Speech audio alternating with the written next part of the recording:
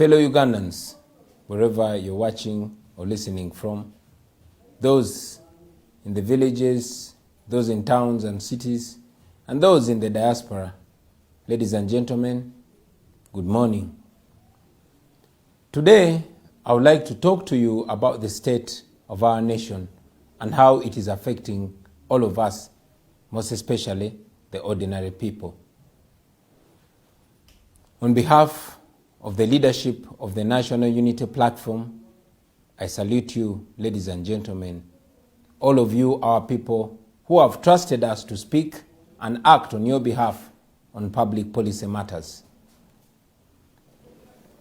Our population is estimated to be about 42 million people and is growing at an average of 3% every year.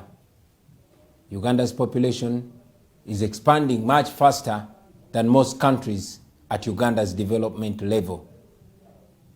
So I'm speaking to you, ladies and gentlemen, at a time when our fast-growing population is facing fast-rising prices of almost everything, with clearly no hope of any kind of relief from the state. I am aware, ladies and gentlemen, of the lost hope and of the shattered livelihoods which is caused by the high cost of living. 2022 is probably the worst year for salary earners and for farmers whose produce must be transported by trucks running on diesel. Transport for the people, especially public means, is slowing down as the transport costs are rising. At the same time, the presidency, which is State House and President's Office, have already spent 971 billion, almost $1 trillion shillings. Yes, 971 billion shillings.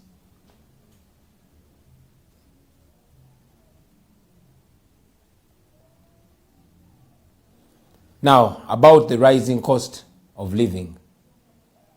On the 22nd of May, General Museveni addressed the nation about the rising cost of living. He, however, did not offer any kind of relief or solution to the citizens, but instead, he advised Ugandans to tighten their seatbelts. Well, on his part, he continues to spend public money as if he's not aware that the country is suffering a price shock. Between November 2021 and April 2022, prices of household commodities increased to levels which are way beyond the reach of the ordinary citizens. This information is on the Uganda Bureau of Statistics website, the UBOS website, and it's available for all of you to see. Therefore, fellow Ugandans, for us to arrest this situation, government must go back to the fuel market. And yes, government must do the following things. Number one, government must impose control on stocking levels and pricing decisions. I mean, no responsible government continues to just cry and lament on forces of demand and supply when the Petroleum Supplies Act allows the government to do something. We think government, through the Commissioner of Petroleum Supplies, which is actually the legal licensing authority, should split the average cost of every liter of fuel into 3 categories and go ahead to publicize them for the consumer and ordinary person to understand and appreciate the changes that are happening. First, the unit cost of delivering a liter of fuel from wherever it's coming from to the borders of Uganda. Secondly, the tax per unit. And third, the margin of profit per unit. Now, every liter of fuel, whether petrol or diesel, has a unit cost. A cost of bringing it to the border. It could be Malaba, it could be Busia or Mutukula. For example, a liter is brought from the refineries in the Middle East up to Busia at a cost of, for example, 2,800 shillings. And this is the first level of costing. Now, the second level is tax. So you add the tax on that 2,800, which,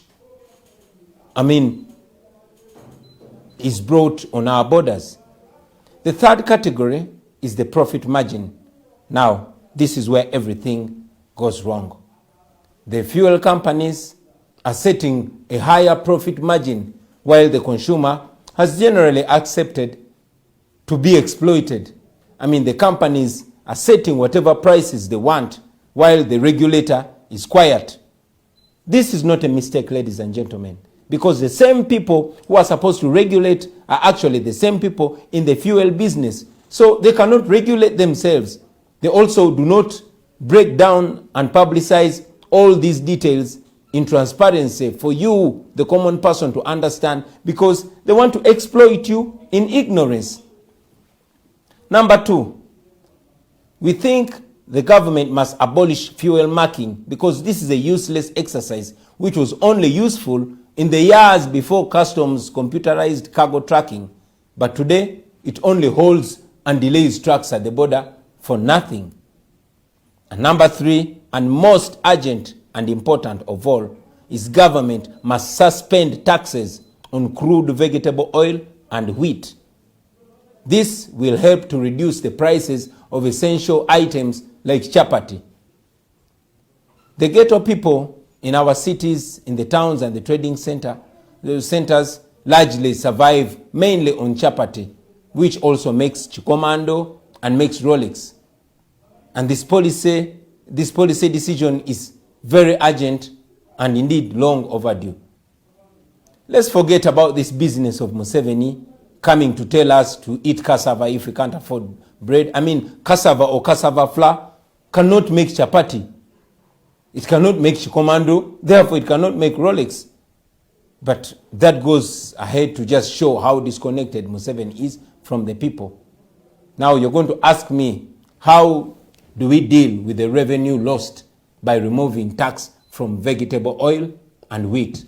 My answer is simple. Cut the classified expenditure in order to accommodate the revenue loss created by a tax exemption on the cooking oil and wheat. Simple.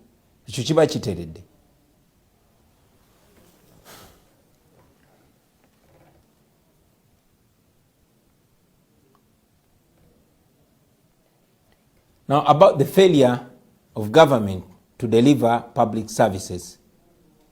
Ladies and gentlemen, fellow Ugandans, the NRM government has failed twice. It failed to raise enough revenue to support the fast-growing population, and it has also failed. It has outrightly stolen and unfairly distributed the little revenue that is collected.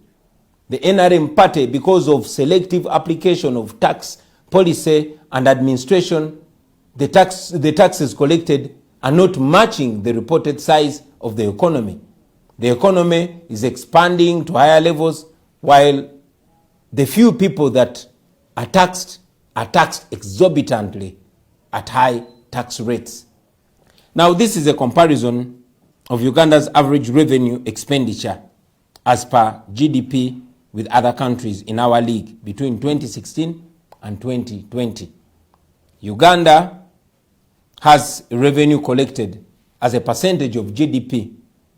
The revenue collected is 13.1, and total expenditure as of percentage of GDP is 17.4. Rwanda has total revenue collected of 23.2. Total spending is 27.5. Kenya, revenue collected 17.4. Total spending 24.8. Senegal, revenue collected 19.9. Total spending 23.9. Zambia collected 19.2, spent 28.1. Now this is information coming from the International Monetary Fund, the Economic Outlook database of April 2022. Ladies and gentlemen, Uganda has been held hostage by an old man who has no idea whatsoever how to grow domestic revenue without increasing tax rates. Kwegamba Museveni has no idea whatsoever on how to make everyone who earns income pay an equal and proportional share of their income tax. Uganda, on average, between 2016 and 2020, collected 13.1% as of GDP on tax and spent 17.4% of it in total government expenditure. On the other hand, Kenya, Senegal, Zambia, and yes, Rwanda, on average, collected above 20% and spent a little more, almost 30%. So this means that these governments have higher capacity to spend on public goods and services for their citizens, according to the sizes of their revenue and the expenditure when compared to the sizes of their economies. These countries have better health care, they have better education, and yes, life is better there. And now the other tragedy is that even the 12% GDP that is collected is eaten by the dictator and his cronies. A case in point is the current financial year 2021-2022. The presidency, State House, and the Office of the President has already taken 971,504 million shillings, one of the biggest expenditures in the financial year 2021-2022. And after spending all that money on himself, Museveni is advising people to tighten their seatbelts because the prices are going high.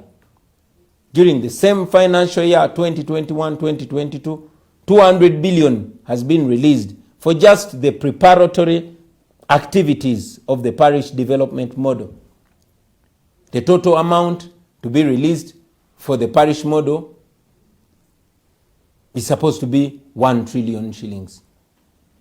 So, what State House is spent is almost the same as the parish development model. So, the presidency and the parish model are competing, and we all know who will be the winner at the end of the day. Of course, the presidency will spend more money than the parish model. So far, it is 971 billion for the presidency and 200 billion for the parish model, and the rest is on. When I'm in power, ladies and gentlemen, my wife, my children, and I do not need to spend 1 trillion shillings maintaining our presidency. I mean, we should be like all the presidents that have come before Museveni, who only budgeted for the office of the president, excluding State House. State House, ladies and gentlemen, is just a residence. We should be able to cater for the needs of its occupants, besides the guards who are paid by the Minister of Defense. I mean, a president earns a salary, and that should be enough to take care of his family. Therefore, fellow Ugandans, remember that by removing that extravagant family from our State House, we shall save over 800 billion, including the annual supplementary budgets from State House alone. That is the much we can save just by removing the dictator. Now, about agriculture, and in particular, coffee. I would like to address the issue of adding value to Uganda's golden bean. And by bean, I mean the coffee bean. Ever since our Shadow Minister of Agriculture, Honorable H.E.Bobiwine, revealed a secret agreement between government of Uganda and the coffee company called Vinci, which is also connected to the fake Lubowa Hospital project, a lot has been established. There's no doubt that establishment of a soluble coffee factory that produces instant coffee like Nescafe is a great achievement. The National Development Plan supports the establishment of such a factory. In fact, every Ugandan should be in support of establishing such a factory because, one, it improves the value of some of our country's low-grade coffee beans. Number two, it raises Uganda's competitiveness in the region as a producer and exporter of instant coffee. And number three, it ensures that only premium coffee beans are exported to high-end markets like Starbucks coffee, where the price per kilo is much, much, much higher. So it's a benefit for our people. Unfortunately, in the deal between government of Uganda and Vinci Coffee Company, our country stood to lose instead of gaining. And this is because of the following reasons. Reason number one, the factory was not targeting to add value to the low-grade beans. Instead, the agreement ring-fenced the high-value beans usually reserved for brewed coffee, not soluble instant coffee. Now, this means that Vinci, instead of exporting high-value beans unprocessed by giving all premium beans to Vinci, a monopoly over this cream coffee was created. And this led to directly knocking out other exporters from the business of exporting coffee beans. And this does not make economic sense because premium beans are given only to one company, and in effect, all the current exporters of coffee would eventually be kicked out of business. Number two, globally, instant coffee is produced from low-value coffee beans, while brewed coffee is made from the large premium roasted beans. Now, in the agreement, which Parliament has since moved to terminate, Vinci is seen prioritizing beans made for brewed coffee, not instant coffee, which the factory ordinarily meant to produce. There is no single benefit, ladies and gentlemen, and this is one important reason. There is no single benefit that the country would gain from this deal. Yes, coffee export revenues would rise, and that is only on paper, but not in the banks of Uganda. The owners of Vinci have no tax obligations whatsoever.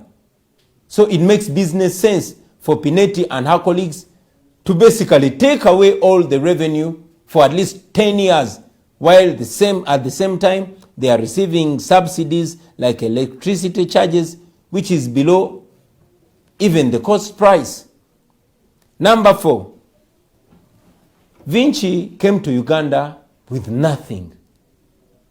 The fact that they were given land to establish a factory by government, Vinci, the so-called rich investor, applied for authority to use the same land to acquire a loan, and in the typical NRM mafia style,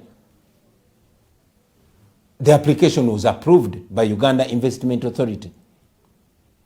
And without shame, the Minister of Finance confirmed to Parliament that he signed the agreement without seeing the feasibility study, without a market survey report, or even proof of funding.